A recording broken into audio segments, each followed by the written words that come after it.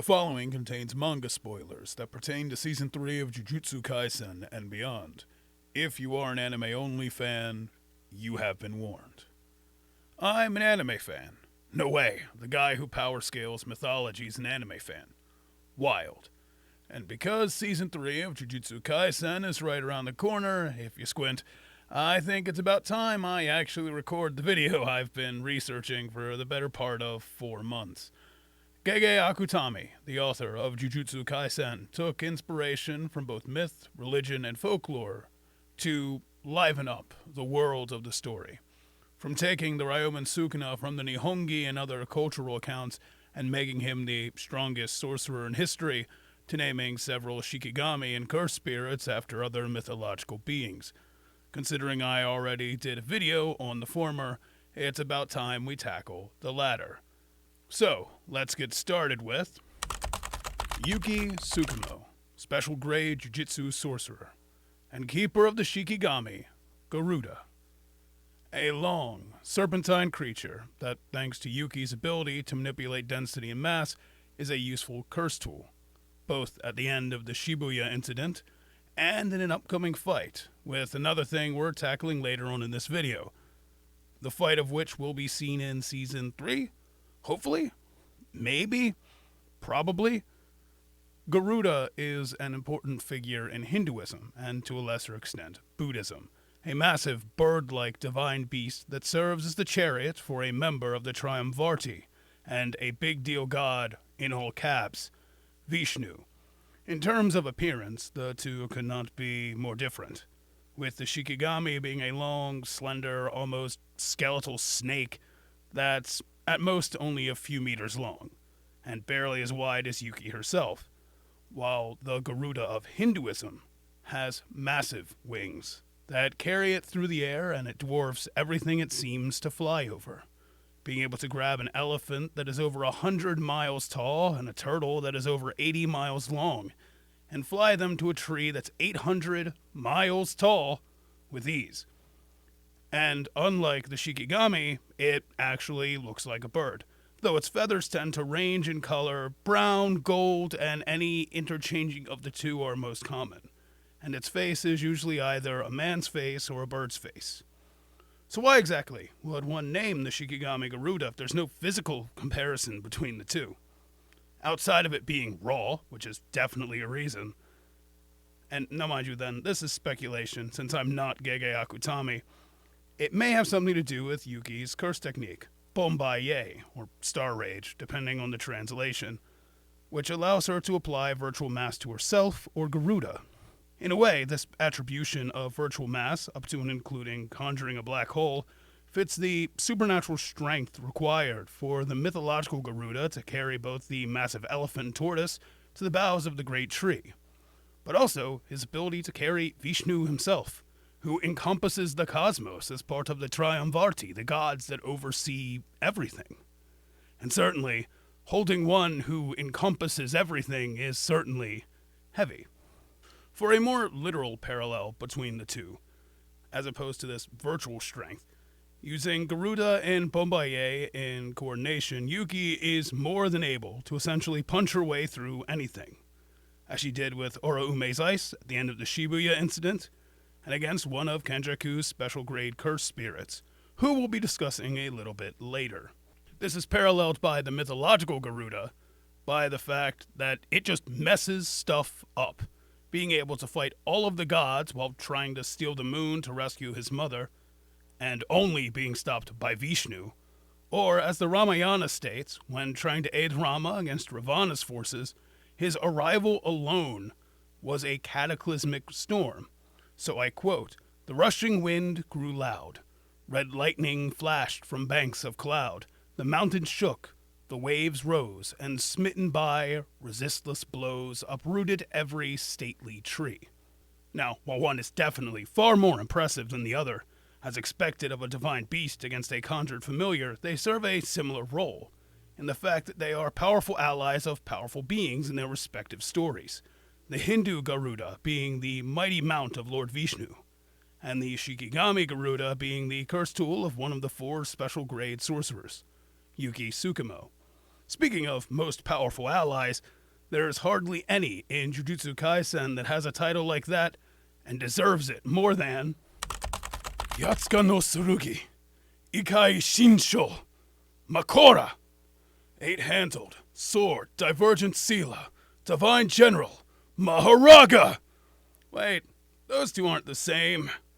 Well, that comes down to a legitimate translation issue. But the fact both are technically official just meant more research for me.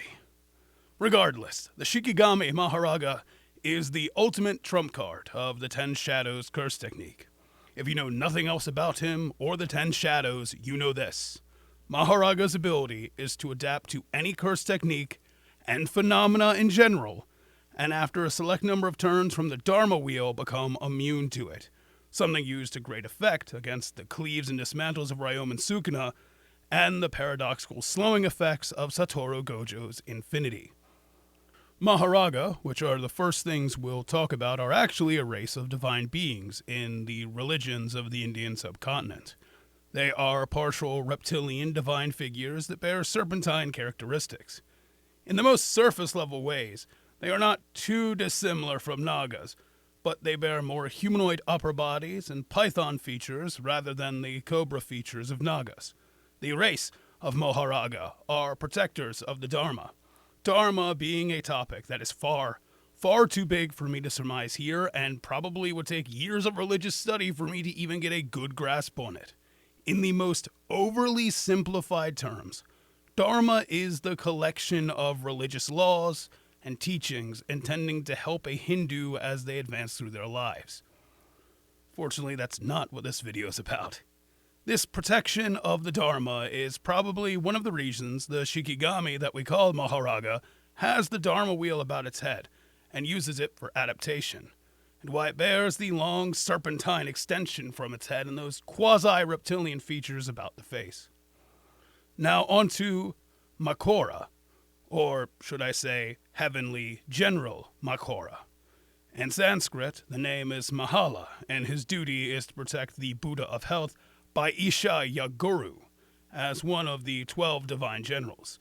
Each member of these generals has a fierce expression, made to discern disease and evil, and Makora is no different in that regard, something that the Shikigami bearing his name also has. Additionally, the ferociousness of Makora against evil may explain why Mahoraga the Shikigami carries the Sword of Execution, a blade which emits positive energy, perfect for dealing with curses and cursed objects, seeing as cursed objects are made of pure negative emotion.